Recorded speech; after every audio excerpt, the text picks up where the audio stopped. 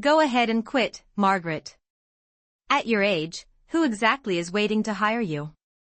My boss said that while laughing, and the entire conference room laughed with him.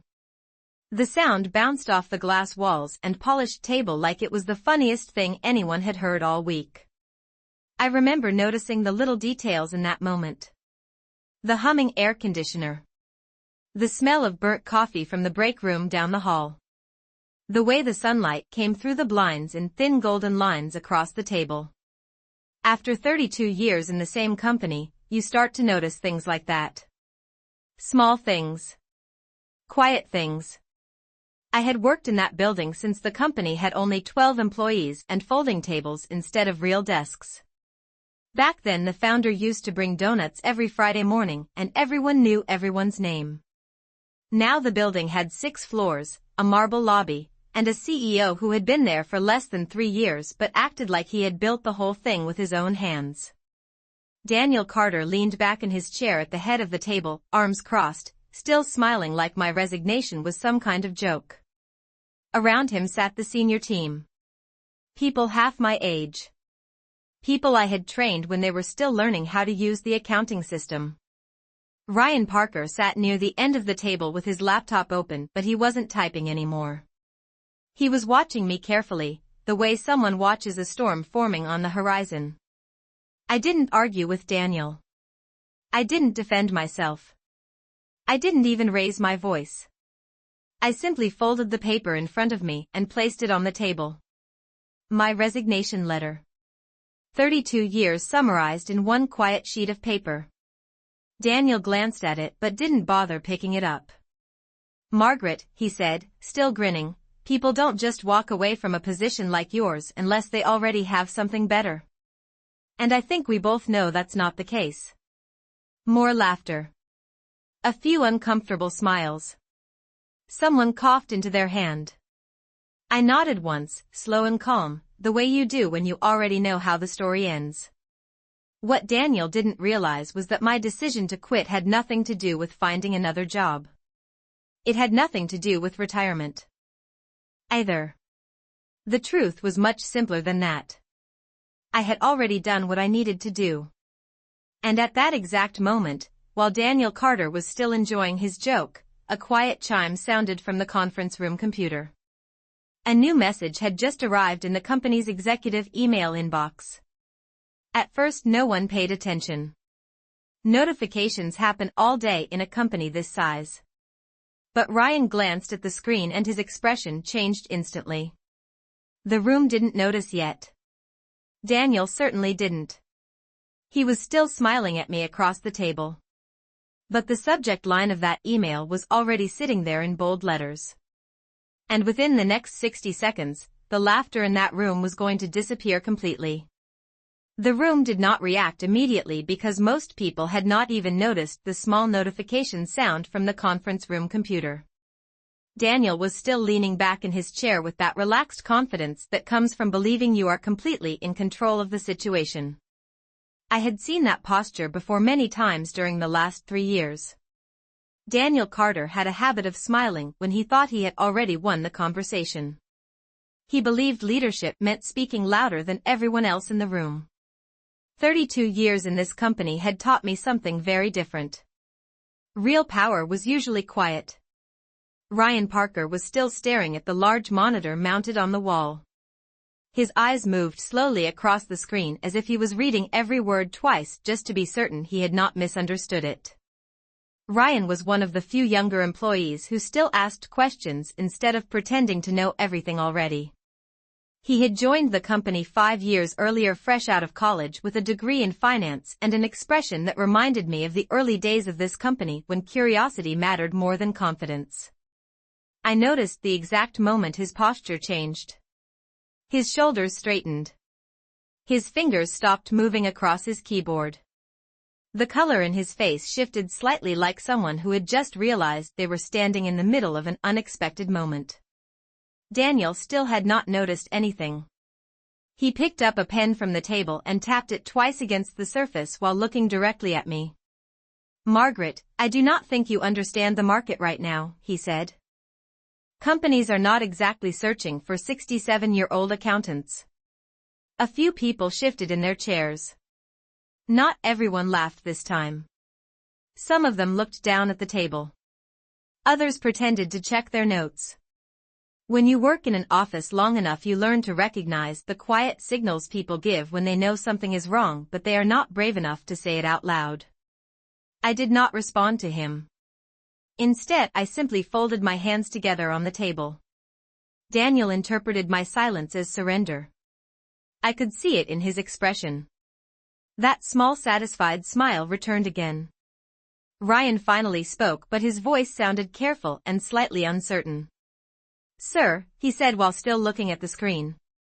"There is an email that just came in from the board of directors." That sentence was enough to shift the energy in the room. Daniel stopped tapping the pen. The word board has a strange effect inside any company building. Even the most confident executives suddenly remember that there is always someone sitting above them in the structure. Daniel turned his head toward the monitor with mild irritation, like someone who had just been interrupted during a speech. "Then open it," he said casually. Ryan hesitated for half a second. His eyes flicked toward me briefly before returning to the screen. That small glance did not escape my attention. The room had grown noticeably quieter now. Even the air conditioner seemed louder. Ryan cleared his throat softly and opened the message. What Daniel did not understand yet was that the email Ryan had just opened was not a routine update or a monthly report. It was the result of something that had begun weeks earlier, long before this meeting had ever been scheduled. And the reason it had arrived at this exact moment was not an accident. Ryan did not read the message out loud immediately. His eyes moved slowly across the screen again, and I could see the exact moment the words fully registered in his mind. Daniel noticed the hesitation and frowned slightly. "Well," he said, leaning forward now. "Is it important or not?" Ryan swallowed and glanced once more around the table before speaking. "It is marked high priority from the board of directors," he said carefully. The room grew noticeably quieter. Even the faint clicking of keyboards stopped as a few people shifted their attention toward the monitor on the wall. Daniel stood up from his chair and walked toward the screen with the casual confidence of someone who believed the message was probably about quarterly projections or an upcoming strategy review. When you work in a company long enough, you learn that executives often assume every message from the board is about them doing something impressive. Daniel stopped a few feet from the monitor and crossed his arms while Ryan slowly scrolled down the message. The board logo sat clearly at the top of the email, followed by several lines of formal language. Daniel read the first sentence silently, and the relaxed smile on his face began to fade in small stages. It was subtle at first. The corners of his mouth lowered slightly. His eyes narrowed. Ryan remained very still in his chair. Nobody spoke. I could hear someone shifting papers near the far end of the table, but even that small sound seemed unusually loud in the silence. Daniel continued reading. The email was longer than he expected. The board had scheduled an immediate internal review regarding several recent financial approvals connected to executive leadership decisions.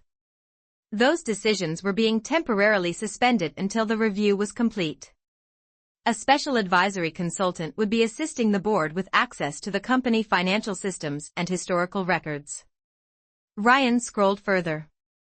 The consultant had already been authorized full access by the board. Daniel leaned closer to the screen now, as if proximity might somehow change the words written there. The room waited. I watched him carefully because the truth is that when people realize something important has shifted, their reaction always appears first in the smallest details. The way they breathe. The way their shoulders move. The way their confidence begins to disappear piece by piece. Ryan reached the final paragraph and stopped scrolling. The name of the advisory consultant appeared clearly in the middle of the screen. Daniel read that line twice. This time he did not laugh. This time he did not speak. The room remained silent while everyone slowly turned their eyes toward me sitting calmly at the table. I had not moved since the meeting began. My hands were still folded together in front of me. After 32 years in that company, I knew every part of the financial system they depended on. I had built most of it myself when the company was still small enough to fit inside one floor of a rented office building. Daniel Carter had believed I was simply an older employee who had stayed too long. What he had never understood was that knowledge built over decades does not disappear just because someone younger arrives with a louder voice. The board understood that. And the email on the screen had just made that fact very clear to everyone in the room. For several seconds nobody in the room said anything. The silence was not dramatic or loud. It was the kind of silence that slowly spreads when people realize the situation has shifted in a way they did not expect. Daniel remained standing near the monitor, staring at the last line of the email as if it might change if he read it enough times. The message was clear and written in the formal language that corporate boards prefer when they want to sound calm while making very serious decisions. The board had appointed a financial advisory consultant to assist in reviewing recent executive approvals and internal financial movements. And that consultant was me. I could feel the weight of everyone's attention slowly turning toward the chair where I was sitting. Ryan looked from the monitor to Daniel and then finally toward me, his expression somewhere between surprise and understanding. I met his eyes for a brief moment and gave him a small polite nod. Daniel turned slowly away from the screen. The confidence that had filled his voice only minutes earlier was gone now, replaced by the tight, careful expression of someone recalculating the situation in real time. "Margaret," he said after a moment, his tone noticeably different. "This appears to be some kind of misunderstanding." The words hung in the air for a second. A misunderstanding. I had heard that phrase many times over the years. People often use it when they realize something has slipped beyond their control. I remained seated and spoke calmly. "No misunderstanding," I said. "The board contacted me 2 weeks ago." Several people at the table shifted in their chairs. 2 weeks earlier the board had asked if I would assist with a quiet review of certain financial approvals that had recently passed through the executive office. The request had not surprised me. Over the previous months I had noticed several irregularities moving through the financial system. Nothing dramatic on the surface. Just small decisions that did not quite match the company policies that had existed for decades. Payments approved faster than normal. Contracts routed around the usual review channels. Transfers between departments that left no proper explanation in the internal documentation. Small details. Quiet details. The kind of things you only notice after working inside the same system for more than 30 years. Daniel took a step away from the monitor and returned to the table slowly. His posture had changed. The relaxed executive who had been laughing earlier was gone. In his place stood someone trying to understand how the story had shifted so quickly. "You should have brought concerns to leadership," he said carefully. I almost smiled at that sentence, but I kept my voice steady. "Leadership was the concern," I replied. The words settled into the room like a final piece of a puzzle that everyone was beginning to see clearly. Around the table the other executives remained silent. Some stared at the documents in front of them. Others looked toward the screen again where the email still glowed quietly under the board letterhead. The room felt different now. Not hostile. Not chaotic. Just quieter. Because the laughter from earlier had disappeared completely, and in its place was the slow realization that the meeting they thought they understood had only just begun. Daniel did not sit down immediately. He remained standing beside the table, one hand resting lightly on the back of his chair as if he needed something solid to hold on to while the room slowly adjusted to the new reality. I had seen that posture before in boardrooms and meetings over the decades. It usually appears in the exact moment when someone realizes that the structure they believed they controlled is larger than they imagined. Around the table the executives remained quiet, but their attention had shifted completely now.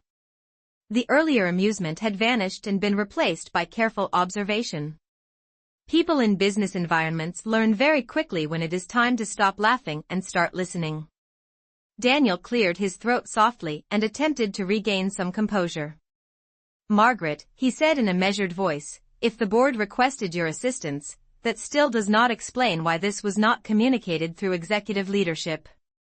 His tone sounded professional again, but the confidence behind it was thinner than before.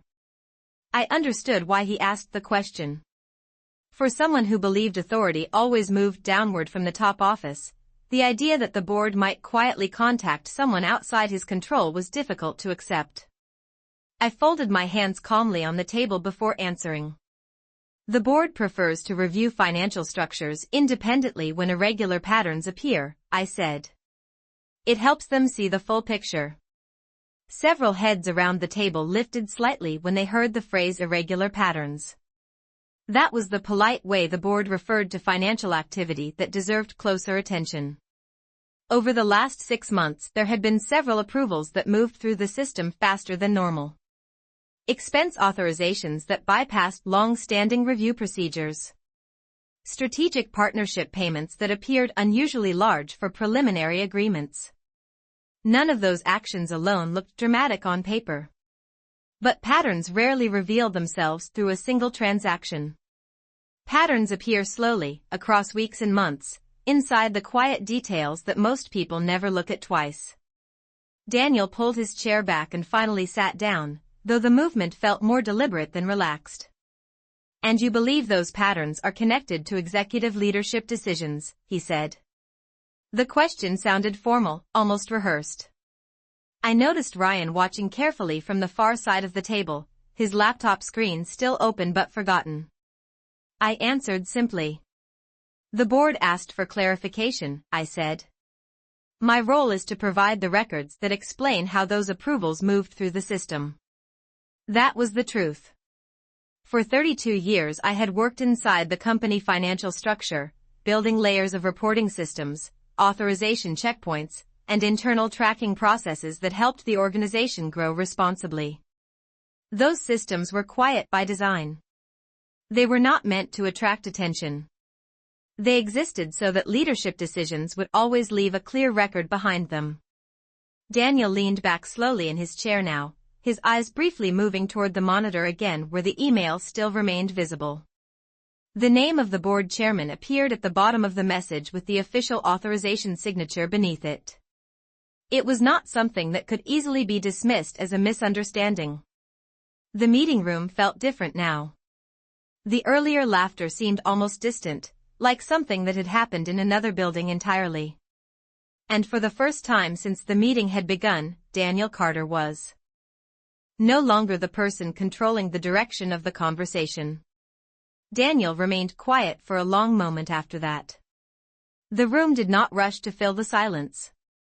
When a company has existed for decades, the people inside it eventually learn that some moments should not be interrupted. The air conditioner hummed softly above us, pushing cool air across the room while the morning sunlight continued sliding slowly across the conference table. I had sat in that same chair for hundreds of meetings over the years, watching the company grow from a modest operation with a handful of employees into a national organization with offices in 5 states.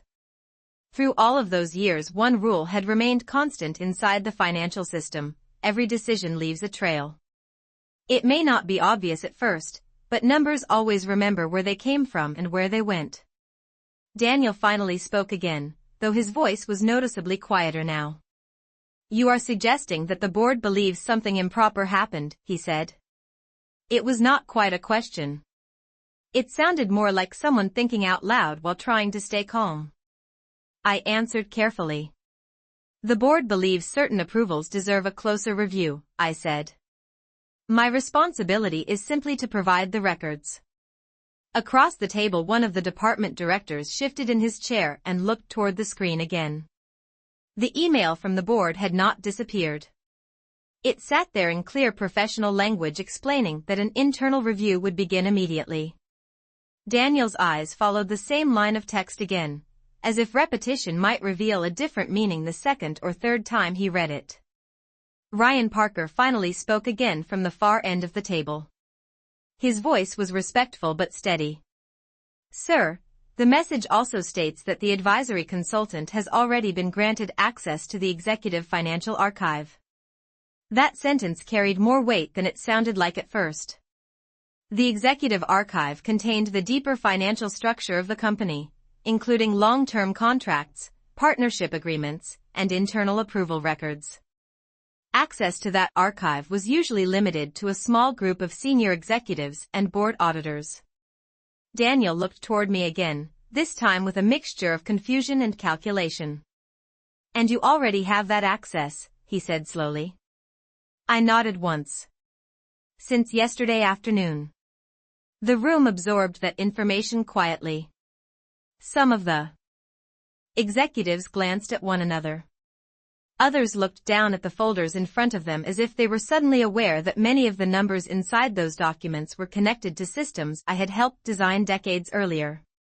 The truth about financial systems is that they rarely forget anything. Every approval, every transfer, every authorization becomes part of a record that can be traced backward through time if someone knows where to look.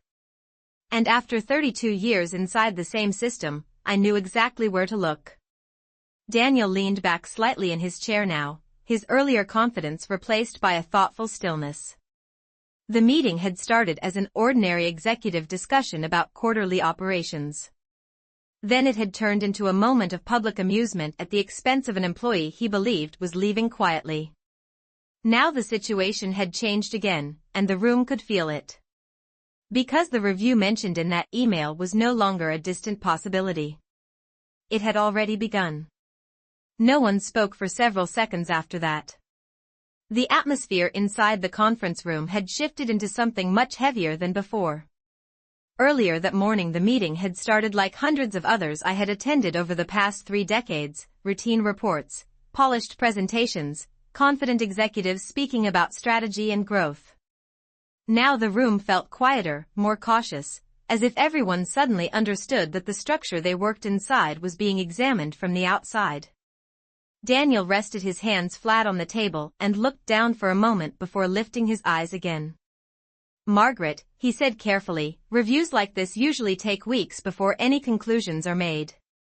His tone was controlled again, the voice of a man trying to reclaim authority through calm professionalism. Yes, I replied gently. They usually do. That was true. Reviews do take time. Numbers have to be traced. Approvals have to be compared against internal policies. Contracts must be reviewed line by line. But what Daniel did not yet understand was that the board had not started with nothing. When they contacted me 2 weeks earlier, they already had questions. They had noticed certain approvals appearing repeatedly inside financial summaries that reached their offices every quarter. The board does not involve itself in everyday management, but when patterns appear in executive-level financial activity, they pay attention. Daniel looked toward the monitor again and then toward Ryan. Close the message, he said quietly. Ryan did not move immediately. His eyes shifted briefly toward me again before he minimized the email window. The screen returned to the presentation slides that had been open before the meeting began, colorful charts and growth projections that now felt strangely disconnected from the reality in the room. Daniel straightened the papers in front of him as if resetting the meeting itself. We will continue with the agenda, he said. The sentence sounded firm, but it did not carry the same authority as before. One of the department directors cleared his throat and flipped open a folder, though his attention seemed divided between the documents and the silent questions now hanging in the room. I watched Daniel quietly. Over the years, I had learned that leadership is revealed most clearly in moments like this. Some leaders grow calmer when pressure appears. Others become louder. Daniel chose the path of controlled composure. Margaret, he said again, until the board completes its review, I expect full transparency regarding whatever materials you are preparing. I nodded once. Of course, I said. Transparency had always been the purpose of the system I helped build. That was the entire point of careful financial records. Not to accuse anyone. Not to create drama. simply to make sure that every decision inside the company could be explained clearly if anyone ever asked the right questions. Ryan closed his laptop slowly now, the quiet click echoing softly in the room. Outside the tall windows of the conference room, the city continued moving through an ordinary morning. Cars passed along the street below. Sunlight reflected off the glass towers across the avenue. Inside the room, however, something had changed permanently. Because everyone now understood that the review mentioned in that email was not just a formality. It was a process that would follow the numbers wherever they led, and numbers have a way of telling their story whether people want them to or not. Daniel continued the meeting as if the email had been nothing more than an inconvenient interruption, but the rhythm of the room had changed too much for the normal agenda to recover. People listened more carefully now. They spoke less. Every number that appeared on the presentation screen seemed to carry more weight than it had earlier that morning. The department directors presented their quarterly projections. One by one, yet even they seemed aware that the focus of the room had shifted somewhere else entirely. When someone mentioned projected revenue growth for the next fiscal year, Daniel nodded, but his attention drifted repeatedly toward the stack of papers in front of him. He was no longer performing for the room. He was thinking. After several minutes he turned his attention back to me.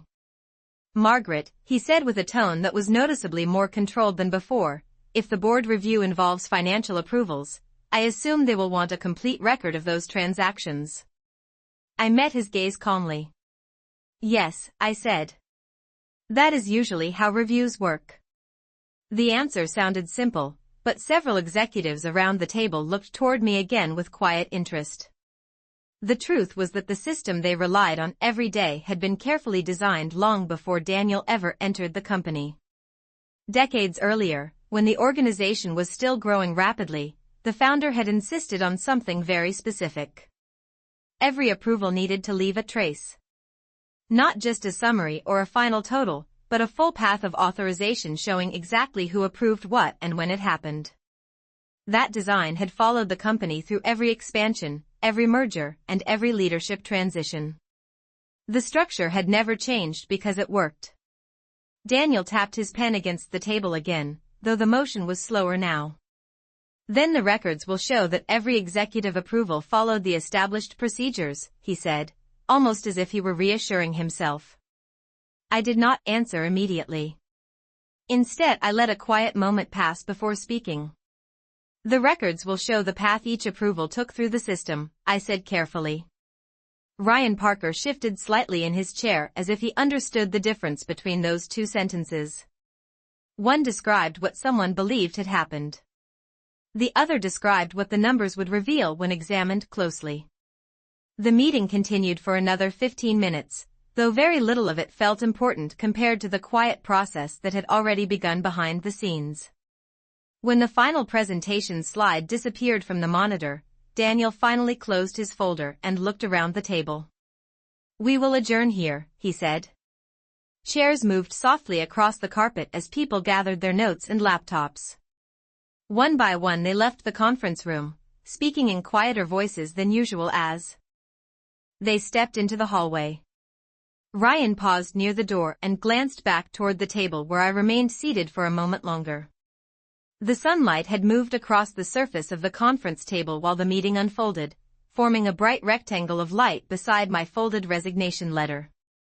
I picked up the paper slowly and placed it back into my folder.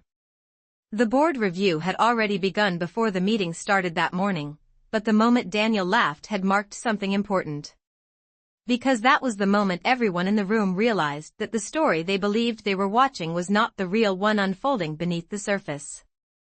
Most of the room had emptied by the time I finally stood up from the conference table. The quiet that remained felt very different from the silence earlier in the meeting. Earlier it had been the silence of confusion. Now it was the silence that appears when people begin thinking carefully about what they have just witnessed. Ryan Parker was still near the doorway gathering the last of his things. The other executives had already disappeared into the hallway, their voices fading into low conversations somewhere beyond the glass walls of the conference room. Daniel Carter remained seated at the far end of the table. The confident posture he had shown at the beginning of the meeting had softened into something more thoughtful. He watched me calmly as I placed my folder under my arm and prepared to leave. For a moment neither of us spoke. 32 years in one company gives a person a long memory, and in that moment I thought briefly about the first time I had walked into this building. Back then the company had occupied only one floor. The office furniture did not match. The accounting department consisted of a metal desk, a calculator, and a stack of handwritten ledgers. The founder had told me something very simple on my first day.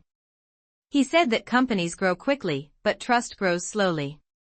That was why every system we built afterward focused on clarity. Clear numbers. Clear records. Clear responsibility. Daniel finally spoke from the end of the table.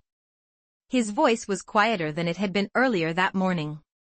"Margaret," he said, "you could have come to me first." I paused beside the chair where I had been sitting and looked toward him. The sunlight from the windows had shifted again, now falling across the surface of the conference table in long afternoon lines. "The system always tells the story eventually," I said calmly. My job was simply to make sure the records were complete. Daniel did not respond immediately. He nodded once, slowly, as if he understood something that had not been obvious to him before. I walked toward the conference room door and placed my hand on the handle.